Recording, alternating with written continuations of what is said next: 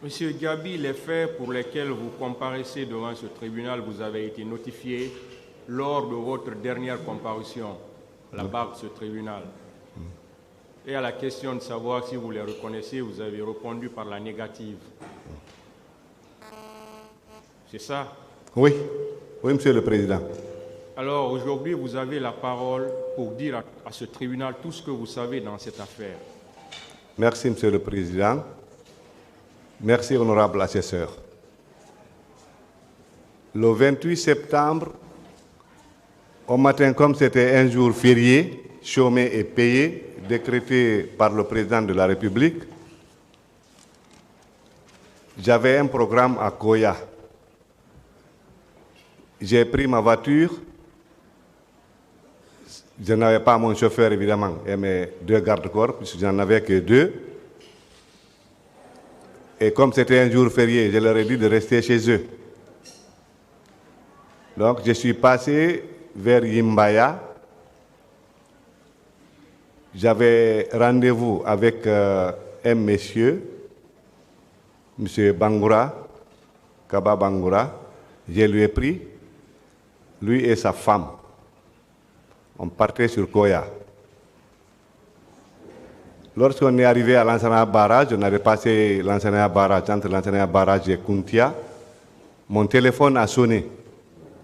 Et c'est moi-même qui conduisais la voiture.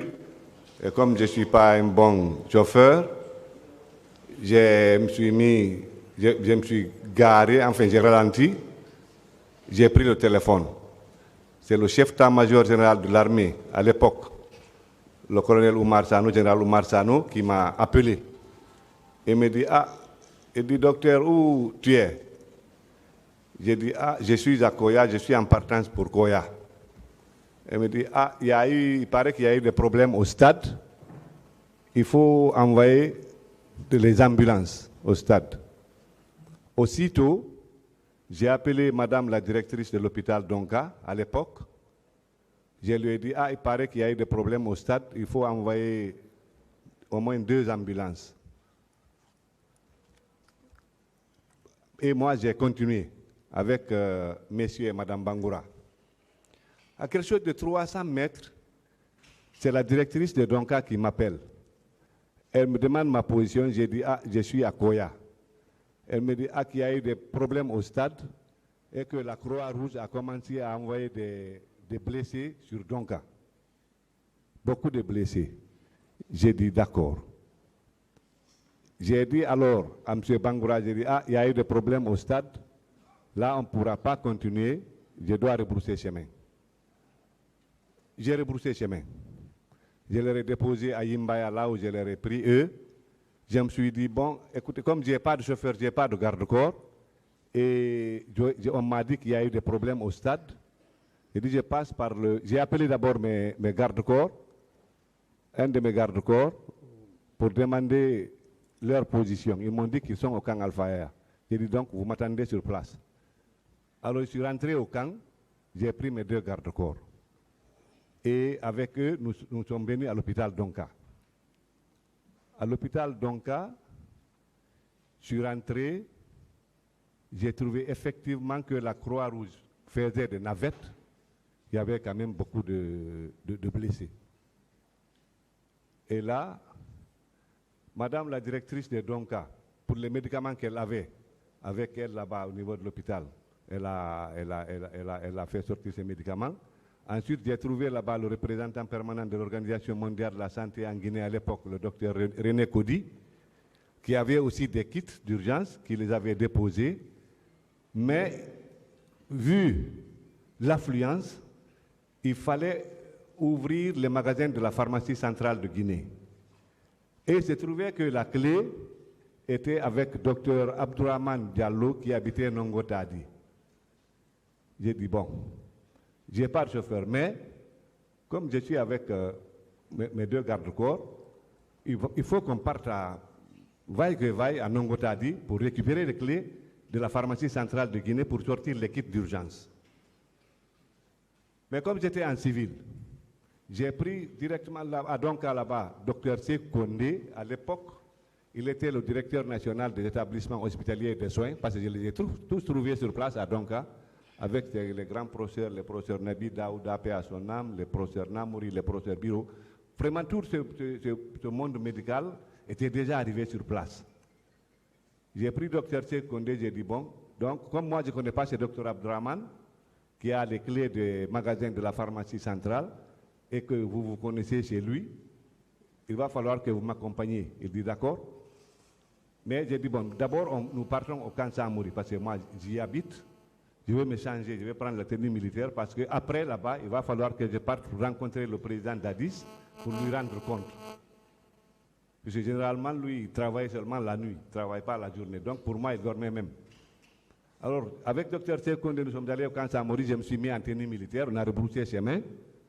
Nous sommes allés à Nongotadi récupérer le docteur Abdourahmane Diallo et les clés. Entre-temps, en revenant, j'ai appelé mon chauffeur, j'ai demandé sa position. Il me dit qu'il est au camp Alfayaya. J'ai dit ok, donc tu m'attends là-bas sur place. Au retour arrivé à Koza, nous sommes rentrés au camp Alfayaya.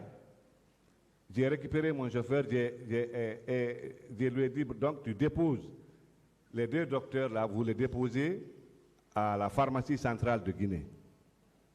Et comme ça, ils sont partis, ils ont ouvert les magasins de la pharmacie centrale de Guinée, là où il y avait les kits d'urgence. Je crois qu'ils les ont acheminés sur Donka. Entre-temps, moi, je suis allé pour rendre compte au président d'Addis. Je suis allé à Donka. Il y a eu beaucoup de problèmes au stade, il y a beaucoup de blessés. Quand je suis rentré, je l'ai trouvé, j'ai commencé à lui expliquer, non, je suis déjà informé. Ce que tu vas faire, tu vas maintenant, tu regroupes tes cadres, vous allez voir, vous me faites un devis pour la prise en charge de tous les malades, de tous les blessés. Et tu le fais et tu viens me voir. Ainsi dit, j'ai pris là-bas une autre voiture, on m'a prêté une autre voiture, je suis allé directement au ministère de la Santé. Je ne me suis plus retourné à Donka. Je suis allé au ministère de la Santé, j'ai appelé les différents cadres, ils sont venus. J'ai dit, bon, maintenant, d'abord, vous me faites un devis estimatif pour la prise en charge de tous les blessés, sur ordre du président. Ça, c'est depuis la médication, c'est-à-dire les médicaments, jusqu'à la nourriture. Ils disent d'accord. Et ils ne sont pas de côté. J'ai appelé les autres, j'ai dit, bon, il va falloir qu'on essaie de désigner un comité de crise pour nous gérer ça. On a fait la composition du comité de crise. Je crois que j'avais fait un arrêté par rapport à ça. Et on a constitué la liste des membres du comité de crise, de ce comité de crise. Et l'inspecteur général du ministère de la Santé à l'époque était le président du comité de ce comité de crise, le docteur Abakar Sidiki Diakité. Donc, ils ont fait le devis estimatif. Après, moi, j'ai pris le devis estimatif, je suis remonté au camp Alfayaya, le siège de la présidence. J'ai rencontré le président d'Addis. Et sur le coup, il a appelé le ministre des Finances à l'époque et le gouverneur de la Banque centrale. Ils les ont instruits de mettre ce montant à la disposition du ministère de la Santé pour la prise en charge des malades. Et c'était un montant qu'on avait évalué à 1,422 milliard et quelques poussières. Comme ça a duré, j'ai oublié les virgules. Ainsi, la somme, je l'ai fait débloquer et j'ai mis la somme à la disposition du comité de crise. Dans ça, ils ont acheté les médicaments, les pansements, les consommables, les films de radio, les réactifs de laboratoire. Et comme il y avait beaucoup de malades et il y avait aussi beaucoup de lits vétustes et de matelas vétustes, ils ont profité, ils en ont acheté des lits et des matelas pour remplacer ceux qui sont vétustes, plus des draps et des oreillers. Pour l'alimentation, nous avons négocié avec une ONG internationale de la place, la Terre des Hommes, pour assurer la nourriture des malades à raison de 3 repas par jour, matin, midi, soir. C'est ce qui fut fait et la facture, nous l'avons payée. Donc, par rapport à ça, à ce malheureux, à cette malheureuse situation dramatique du stade du 28 septembre, c'est ce que je connais. Ensuite, on a assuré le suivi, évidemment, des malades jusqu'à leur sortie. À ma connaissance, il n'y a pas eu de malades sortis avec des séquelles. Et il y a eu un seul décès. C'était un jeune âgé de 12 ans qui avait reçu une balle au niveau de la tête, une soi-disant balle perdue.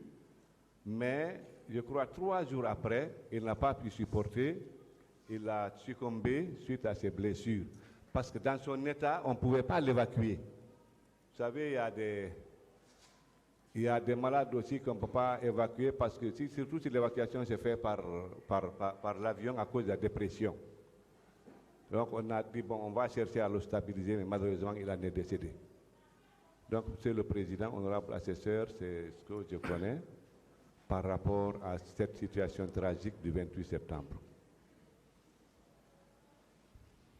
Monsieur Gabi, quelle était votre fonction le 28 septembre? J'étais ministre de la Santé et de l'Hygiène publique. Le ministre de la Santé et l'Hygiène publique. Et de l'Hygiène publique. Oui. À ce titre, en cas de survenance d'un tel événement, quel doit être votre rôle? Mon rôle, je crois que c'est dans des circonstances pareilles, c'est d'essayer de faire l'état des lieux et prendre en charge entièrement tous les blessés. Leur suivi, leur traitement jusqu'à guérison. Est-ce que vous avez vu des blessés ce jour? Oui, j'ai vu beaucoup de blessés, Monsieur le Président. Et qu'est-ce que vous avez fait pour eux? C'est pour ça que j'ai ordonné à ce qu'on les prenne en charge entièrement sur le plan médication. Donc tout ce qu'on avait entre nos mains dans nos différentes pharmacies et à la pharmacie centrale de Guinée, on a fait sortir tous les kits pour leur prise en charge. Ensuite, j'ai fait débloquer ce montant dont j'ai fait cas tout à l'heure pour acheter ce qu'on n'en a pas sur place pour leur prise en charge. Est-ce que vous avez vu des corps également? Bon, après cette... Oui, après ça, j'ai vu les corps. J'ai vu certains corps. Et je me rappelle, j'étais même avec la RTG et France 24. Qui doivent avoir ces images dans leurs archives, évidemment. Est-ce que vous avez pu compter ces corps? Bon, c'est le président. Vous savez, à l'époque, j'étais ministre de la Santé. Je n'ai pas compté les corps, mais je les ai fait compter, puisqu'il y a une administration au niveau des morgues, de la morgue. Vous les avez fait compter? Je les ai fait compter, oui. Et c'est combien? Ils étaient au nombre de 57 corps. Ça, c'était à quel niveau? Non, au niveau des deux morgues. Parce que c'est la même société. Les morgues d'où et d'où? De Dias Dine et de Djonka. 57 corps. 57 corps. Quel a été le sort réservé à ces corps? Ce sont ces corps qui furent rendus à leur famille à la mosquée Faisal. Est-ce que, en tant que ministre, vous avez pu demander une autopsie pour savoir effectivement la cause de ces morts, bon, si ça relevait de vos compétences? Bon, oui, ça relève de mes compétences, mais vous savez, monsieur le Président, actuellement en Guinée, c'est un peu difficile. Généralement, c'est les familles qui font une requête pour demander une autopsie. Compte tenu, je crois, de la religion, tout ça là. C'est en cas de trucs, de litiges, de trucs, les familles demandent de faire une autopsie. Bon, vous venez de dire que ça relevait de vos compétences. Est-ce que vous avez demandé pour connaître au moins la cause de ces morts? Bon, Monsieur le Président, vous savez, si la cause de ces morts, là, généralement, les médecins légistes le savent. Si c'est dû à une blessure par arme, ils le savent. Si aussi c'est des trucs de bousculade, je crois qu'ils le savent. Mais franchement, on n'a pas demandé de faire des autopsies. Vous n'avez pas demandé? Non. Et qui était chargé de la gestion de ces corps? Là, la gestion de ces corps. C'est le médecin légiste, le professeur Hassan Ba. C'est le professeur Hassan Ba, vous avez dit. C'est lui qui était chargé de la gestion de tous ces corps. Oui, c'est lui qui gère les morgues et c'est lui qui était chargé de la gestion de ces corps. Je ne parle pas des morgues en général, je parle des corps que vous avez vus ce jour. Vous avez parlé de 57 corps. Oui, c'est lui. Qui était chargé de gérer ces corps? Le professeur Hassan Ba.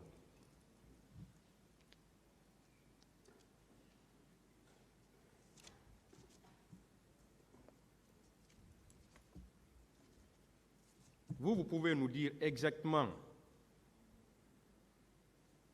la cause de ces morts? Monsieur le Président, je ne pourrais pas vous le dire parce que cela relève de la compétence des médecins légistes. Vous savez, en médecine, chacun a sa spécialité. Ce jour, est-ce que vous avez vu des blessés qui étaient là, que personne ne s'en occupait? Bon, dans ce toy-boy, parce que je n'ai pas perdu beaucoup de temps à Donka, je ne pouvais pas faire la différence. Il y avait une affluence de blessés quand même, il y avait beaucoup de personnes, mais je ne pouvais pas savoir s'ils étaient accompagnés de leurs parents ou bien de leurs amis, de leur famille. Puisqu'il fallait retourner rapidement au bureau pour essayer de chercher les moyens pour la prise en charge de ces blessés.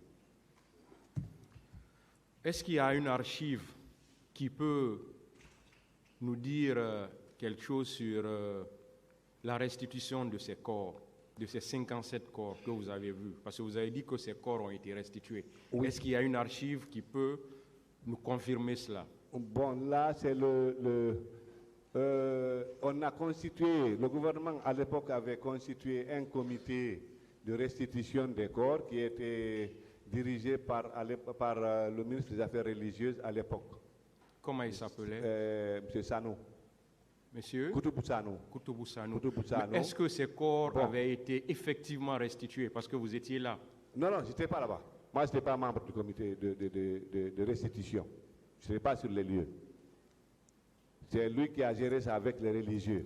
Et je crois que la RTG même, dans ses archives, a ces images de restitution des corps, parce que ça s'est passé solennellement devant beaucoup de monde, donc à la mosquée Faisal. Je crois que oui, le médecin légiste a dû archiver ça. Vous avez vu ces corps, vous les avez vus. Oui, qu'est-ce que vous pouvez nous dire sur les causes de la mort, c'est-à-dire ils ont été atteints par balles, poignardés? Est-ce que vous avez vu ces corps? Bon, j'ai vu les corps, mais je n'ai pas vu les corps nus. Ça dépend de la compétence des médecins légistes. C'est eux qui peuvent nous dire ça. Moi, on me rend compte du nombre de blessés et puis le nombre de morts. Mais quant aux différentes causes, bon, ça relève de la compétence des médecins légistes, Monsieur le Président. Ah, la responsabilité pénale. Non, mais la responsabilité, il y a la responsabilité pénale. C'est ce qu'il faut voir, la responsabilité pénale. Ici, moi, j'ai délégué vos pouvoirs. Mon pouvoir. Oui. Une partie de mon pouvoir. La santé, la sécurité. Eh bien, si le travail n'a pas été bien accompli à votre entendement, est-ce la faute à M. Camara? Non. Maintenant, Valentin qui est militaire, qui vient avec d'autres militaires, ramasser les corps. Policier, s'il vous plaît. Policier, divisionnaire, ok. Excusez-moi. Donc, M. Valentin Abba vient avec d'autres groupes ramasser les corps. Ils enlèvent carrément. Ils remplissent les camions, ces charniers. Ils déposent ces camions au camp Samori. Si les corps ne sont pas retrouvés, à qui on peut imputer cette responsabilité? Mais madame, pénalement, vous-même, c'est votre profession. Un officier de police judiciaire. Vous disiez que vous avez donné les instructions pour la suite à donner. Non. On ne s'est pas compris, madame. Laissez-le répondre. Je n'ai pas dit que j'ai donné des instructions.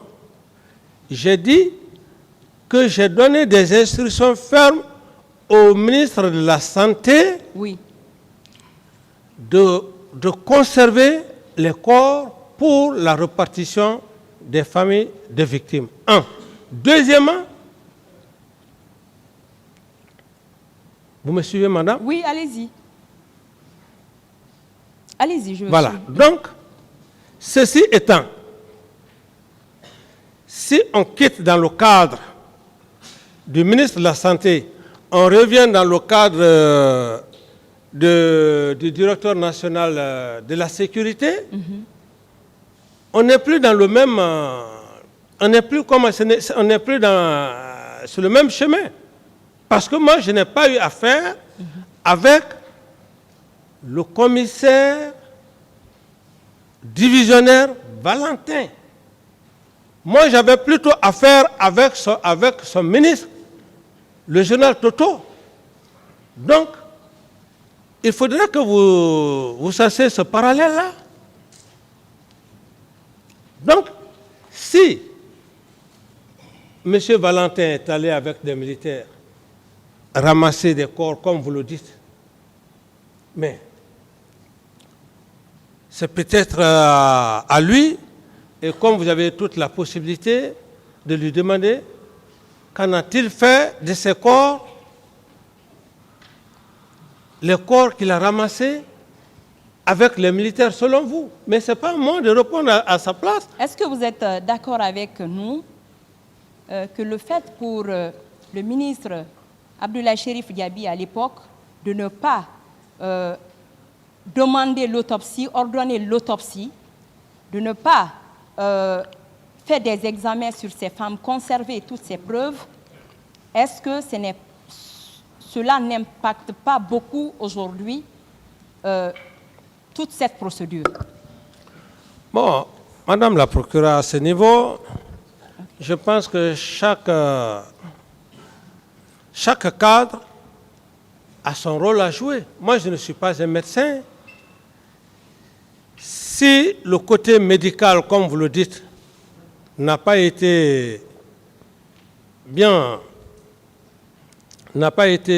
marché, ce n'est pas de ma faute. Le ministre Diaby, c'est un professionnel. Donc, ce n'est pas à moi de répondre à cette question. Ok, selon vous, est-ce que par rapport au massacre du 28 septembre, ce n'était pas un cas de crime flagrant? Un cas de crime flagrant. C'est-à-dire, la victime et l'auteur se trouvaient au même endroit. Bon, cette qualification, si vous pouvez mieux... Les gens qui ont quitté le camp, Oui. ils sont venus. Oui. Ils ont abattu froidement les gens. Oui. Ils sont tous au camp, au stade, tous sur le même lieu. Est-ce que, selon vous, il était difficile d'arrêter ces personnes? Mais puisque je n'étais pas au stade, c'est après les faits. Il y avait la gendarmerie, il y avait la police pour le maintien de l'ordre. Moi, c'est juste un compte rendu. Est-ce que, excusez-moi, si vous n'avez pas protégé ces personnes, est-ce que ce jour-là, la police et la gendarmerie n'allaient pas arrêter un bon nombre de personnes qui ont commis ces faits? Lesquels militaires a protégé, madame? Lesquels militaires a protégé? Mais c'était vos hommes. Oui, mais mes hommes, ça ne veut pas dire qu'ils sont sous mes ordres. Les personnes qui vous gardent ne sont pas, vous voulez dire devant ce tribunal qu'ils n'étaient pas sur vous. Mais la réponse est très claire, madame. Vous avez vu Toumba ici, il a dit clairement devant vous, D'accord. un aide de camp, il dit clairement qu'il m'a dissuadé avec un groupe de militaires et qu'il est resté chez lui,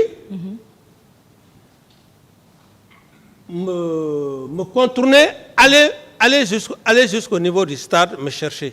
Alors, imaginez, est-ce que je suis Dieu pour le savoir? C'est dans ce contexte que je dis que des gens qui ne m'obéissent pas, c'est la désobéissance totale. Ok. On peut continuer. Oui, bien sûr. D'après colonel Oumar Sano, il soutient que, vu la gravité des faits, que des sollicitations ont été faites aux pays voisins pour l'obtention des formules. Est-ce que cela est vrai? Bon, comme c'est l'ex-chef d'état-major général des armées qui l'a dit, Oui. cette affirmation... Donc vous n'en savez rien par rapport à ça aussi? Non, non. D'accord. Vous avancez, je tends à finir, vous avancez la thèse selon laquelle c'était purement du complot. Oui. Contre vous. Selon le rapport de Human Rights, selon ce rapport, qu'il y a eu des centaines de militaires ce jour-là au stade. Selon vous, si le commandant Toumba Abakar Sidiki a eu à mobiliser des centaines de militaires, et du côté de Sekouba Kounaté, lui également, il arrive à convoyer des recrues, à envoyer des gens de l'Ilimo, selon vous, c'était plus possible pour eux, aisé pour eux, de prendre le pouvoir ou d'aller s'en prendre à une population civile pour se salir ou pour être poursuivis demain devant les autorités? Qu'est-ce qui était plus facile pour eux? Donc, vous êtes avocate Non, auprès de... Bon, c'est ce que vous de avez toutes les avancé. façons, ce que vous dites, ça ne se passe pas comme ça, madame. Oui. Comment ça se passe? Ça ne se passe pas comme ça, vous dites. Oui. N'était-il pas possible, l'Ilimo, aller prendre le pouvoir? Le complot, c'est un complot. Et Oui. comme je l'ai dit, si vous voulez encore que je puisse reprendre... Non, ne reprenez pas. Bon. Qu'est-ce qui était plus facile? C'était facile, quelqu'un que vous côtoyez tous les jours, Mais de le faire quitter le pouvoir ou d'aller s'en prendre à une Ce n'était population? pas facile, madame, pour la simple raison. Oui. Ce n'était pas facile, madame, pour la simple raison Oui.